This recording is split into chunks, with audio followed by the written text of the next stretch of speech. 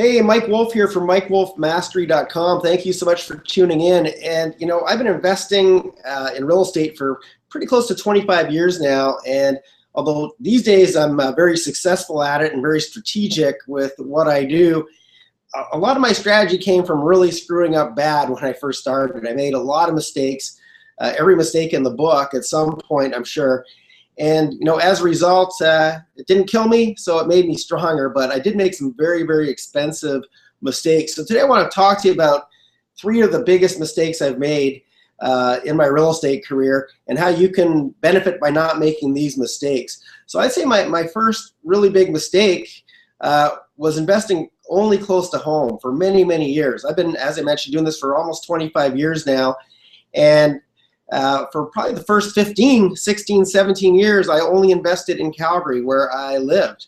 And although I still managed to do okay, it certainly wasn't ideal, and it wasn't the most strategic thing to do. And what I mean by that is, we have to, when we're picking a market where we want to work, it makes sense to go where we're going to make the most money and get the best returns with the least amount of stress possible. And I thought by investing close to home, I was making it easy on myself. Well, it was definitely more convenient, but that's not a good enough reason to invest. If I was going to buy stocks, which I never would, by the way, but if I was to buy stocks, I wouldn't say, oh, I'm only going to buy stocks where the company's close to home, because every day I'm going to go drive by their office and make sure they're working hard. And it just doesn't work that way. I'm going to go invest in wherever it makes them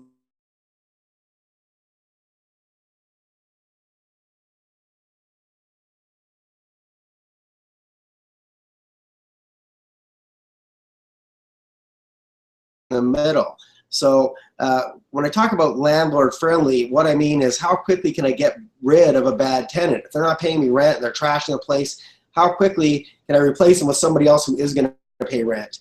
Because I don't know about you, I've never once had my bank call me up and say, oh, Mike, it's okay. I know your tenants didn't pay you this month, so you don't have to make your mortgage payment. I've yet to see that happen. I wish I did. That would change my business entirely if that would happen, but it hasn't. So I want to go to places where it's landlord friendly, number one. So when I compare Calgary, like I said, is somewhere in the middle.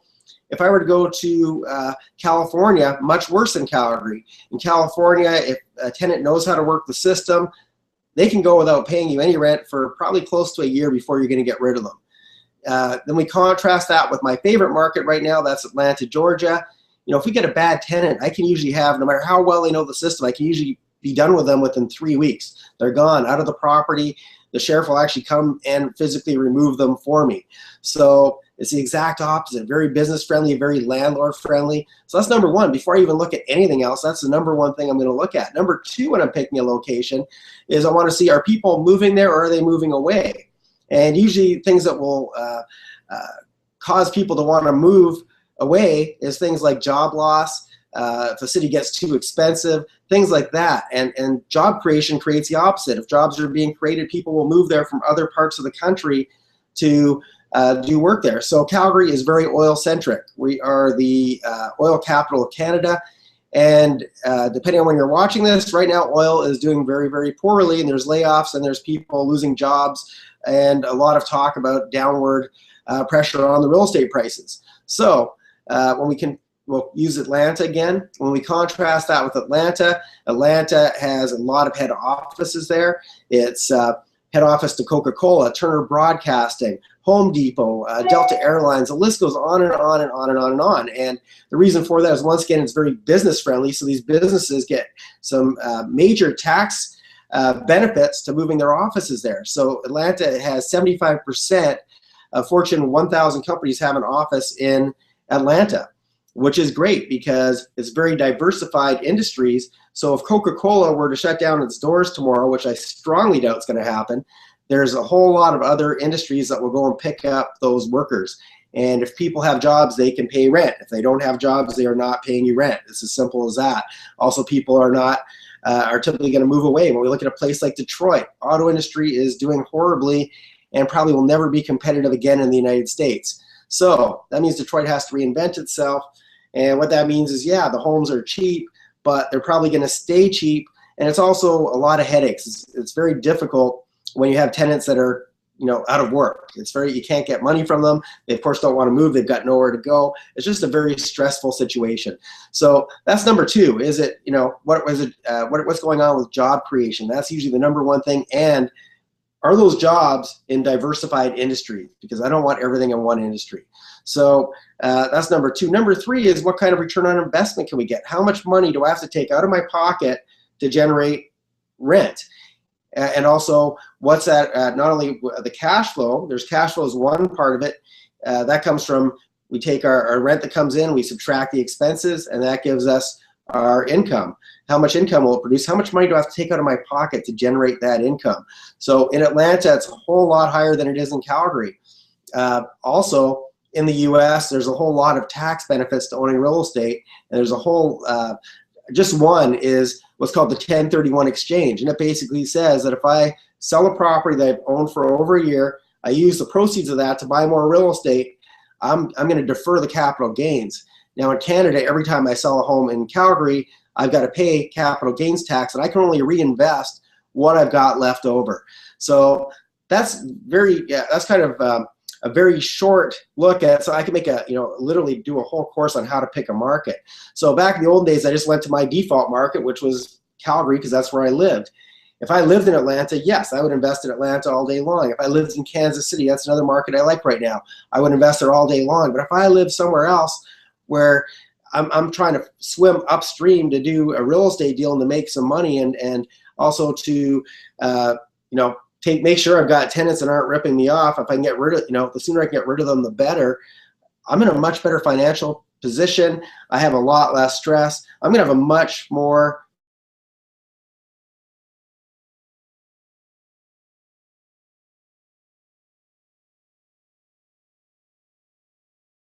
and I'd recommend for you too, don't just invest close to home.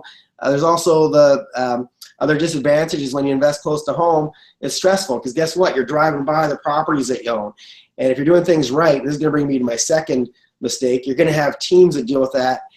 So you're not driving by and saying, oh, the trash can's not in the right place. Now your whole day, it revolves around chasing after tenants and giving them phone calls and being stressed out. We got into real estate to create freedom and hopefully a stress-free existence. If we wanted stress, we could just stick to the 9-to-5 job, go fight traffic every day, and go to a job we hate.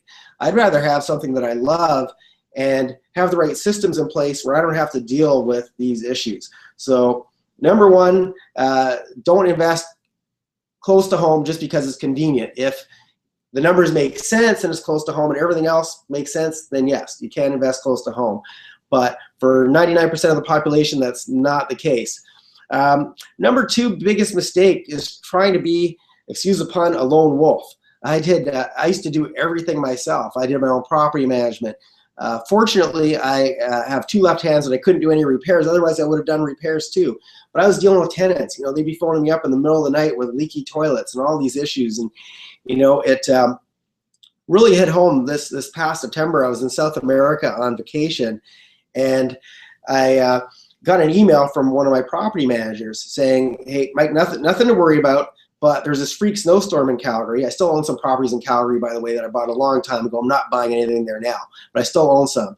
And there's this freak snowstorm, and the leaves are still on the trees because it's very early in the year to get a snowstorm. And a couple of the trees on one of my properties came crashing down, and they were halfway on the property, halfway in the middle of the road.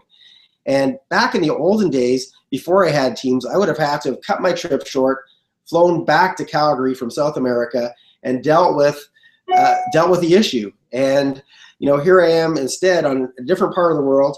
Somebody else took care of it for me. They sent me some pictures just out of courtesy, so I when I get back, I know why there were two trees missing.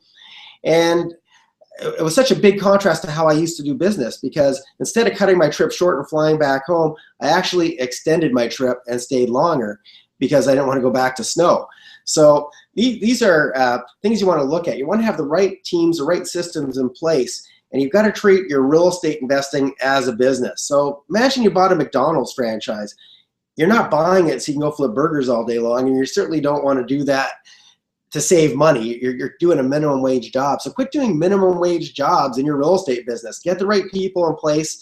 That's a whole course I do itself, how to build teams. I'm happy to teach you that. but not here in this video because we'll be talking for a long, long time. But the bottom line is once you have these systems in place, your career will take off because now you can focus on scaling your business and doing the things that make you money, which is finding good markets, finding good properties, finding deals, finding other buyers. There's a whole lot of things you could be doing with your spare time other than chasing after tenants, other than fixing leaky toilets, other than painting. Get other people to do that. Get teams. It'll make a huge difference in your business. And the number 3 and probably the biggest mistake is not knowing the fundamentals. So I have certain rules for myself that I never break. And right now, as we speak, the stock markets are crashing. Depending on when you're watching this, I'm not sure where the stock markets are, but right now they're crashing. Oil is doing very, very poorly. If you're one of my Canadian students, the Canadian dollar is horrible. Everything is crashing, yet all my real estate is very stable. It's doing exactly what it's supposed to do. It's very boring, but it gives me a very, my results don't vary very much from month to month. Every month I know pretty much what's going to come into the bank from the properties that I own, and it's very predictable, very stable, very secure. But it's only that way because of some of the fundamentals. So one of them is I only buy properties at cash flow. If these properties aren't putting money in my pocket each and every month, then I'm not interested. And so I'm taking into account obviously all the expenses. I'm taking into account that it's going to be vacant a certain amounts of time out of the year. Every property will have some vacancy at some point. There's going to be repairs. Homes do need repairs every now and then. So I'm putting money aside. And after I account for all the expenses and all the potential expenses, I want to have money in my pocket every single month from every single property that I own. So I'm only buying properties that provide cash flow. And that's very hard to do in Calgary, which brings us back to that first point of not investing only in your own backyard. So that's the number 1 rule. Number 2 is I want to invest in markets that have potential for good appreciation. Now, when we turn on the TV and we see flipping Vegas and flipping this and flipping that, the media wants us to believe the only way to make money is to flip properties. And flipping properties is okay. And certainly I can show you how to do that. I do my tax deed tours where I teach investors how to buy at the auction, how to buy properties for pennies on the dollar and show you how to flip them. Yes, you can do that. But if you're not collecting properties at some point and keeping them in your portfolio, you've created a job for yourself, because flipping properties, you only get a paycheck when you do a flip. And so if you got sick, for example, or you decide you wanted to travel around the world for a while, or whatever it is, if you stop flipping, the paychecks stop coming in. Now, when you own a bunch of cash flowing properties in the right markets, these properties will put food on your plate every single month. Now, more importantly, one of the fundamentals for me is I want the properties I'm buying today to help buy me my properties of tomorrow. So what that means, when I've got my first property, it might take a while for the cash flow that comes in every month to collect, so I have enough for either a down payment or enough to buy a clear title property. But when you get in a market where there's good appreciation, so once again, we go back to the job creation, and things like that are going to create upward momentum in the market. When we have those sort of things coming into play, now we don't have to wait to save up a whole lot, that much money, because all of a sudden the city's going to boom, and all of a sudden you're going to have equity in the property. You're going to use that now to turn 1 property into 2, and if you have 2, you're going to turn 2 into 4. And after a while, it gets so easy, because once you get, imagine you had 100 properties in your portfolio, and it's totally doable. It's going to take a little while. It's not going to happen overnight, but at that point, every single month, you've got enough money coming in if you bought strategically just from your cash flow. Now you can add another property or maybe 2 properties every single month if you're buying smart.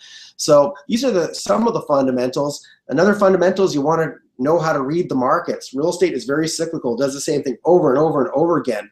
And so a lot of people, they say, Mike, well, how can you predict what's going to happen? Like, are you a fortune teller or a psychic? And no, but it's kind of like if you were visiting me in Canada and it was August and it's a beautiful August day and it's hot and sunny out, and I go, and you said to me, I wonder what it'll be like in December. Well, it doesn't matter how nice it is out now. I can tell you from past experience, from being through the same cycles year after year after year, that eventually, no matter how nice it is today, we're going to see snow and it's going to get a lot colder. So it doesn't make you a fortune teller, doesn't make you psychic. It just means you've been through the cycles enough times that it's just autopilot. You already know what's going to happen. So with real estate, in a lot of the markets we're in now, especially in the US, that have taken a big hit from the recession. We've got markets that are way undervalued, where if the home were to burn to the ground, I couldn't replace it for what I'm paying for the property. It's just crazy what the homes are selling for in some cities. Now, some cities have already come back, but others have not, and they're lagging behind. So usually what happens is we see a bunch of different waves that happen. So the first wave, the first wave that often happens is after recession. The banks during the recession aren't lending. So if you were to turn on the news and you heard that Chase Bank and Bank of America or Wells Fargo, one of the big lenders started to lend in a certain city, all of a sudden when you bought in these markets where, as I mentioned, if the return is really high to me, that means that the tenants are paying a lot of rent relative to purchase price, which means they're crazy to be a renter. They'd much rather be a homeowner because it's cheaper. It's cheaper to own the home than it is to rent it. So these people want to own. The thing that's stopping them is they can't get financing. Once the banks start to lend, that causes the first wave. You get these tenants that decide they want to be home buyers, and they go out and they start buying up homes, and they drive the prices up. And then the news starts to turn good, and then we get the second wave. This is called the investor wave, where we see other investors from other parts of the country say, oh, I never thought Atlanta was gonna, I never thought of Atlanta, or I never thought of Kansas City. And then they kind of pack up what they're doing in whatever city they're investing in, and they come looking to get in on the gold rush. That's phase number 2. I'm still not selling. I don't sell in phase 1. I don't sell in phase 2. But then phase 3 happens, and I call that the speculator wave.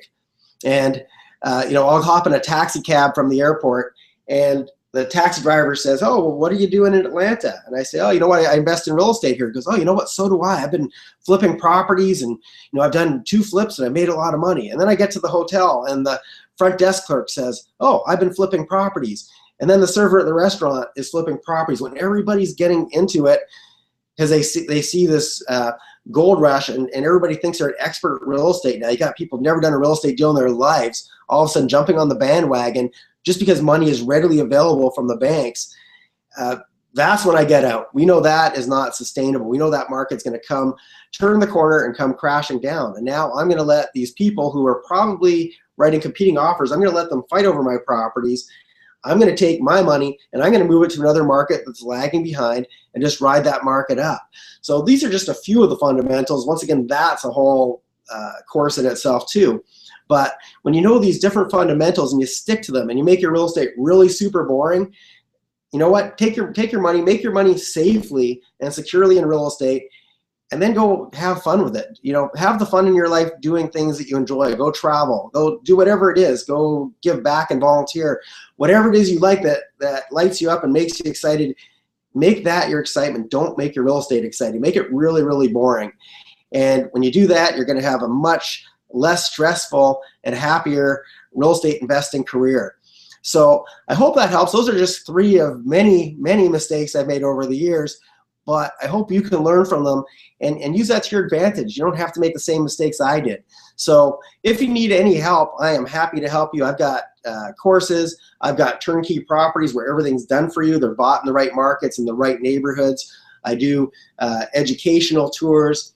I'm happy to discuss with you some of the different options, and I can show you how to safely, securely, and unstressfully start or take your real estate investing career to the next level. So if you enjoyed this video, please subscribe to my YouTube channel. Also check out MikeWolfMastery.com, my main website. Once again, I'm Mike Wolf. I look forward to helping you in the near future, and I hope you have a very great day. Take care. Bye for now.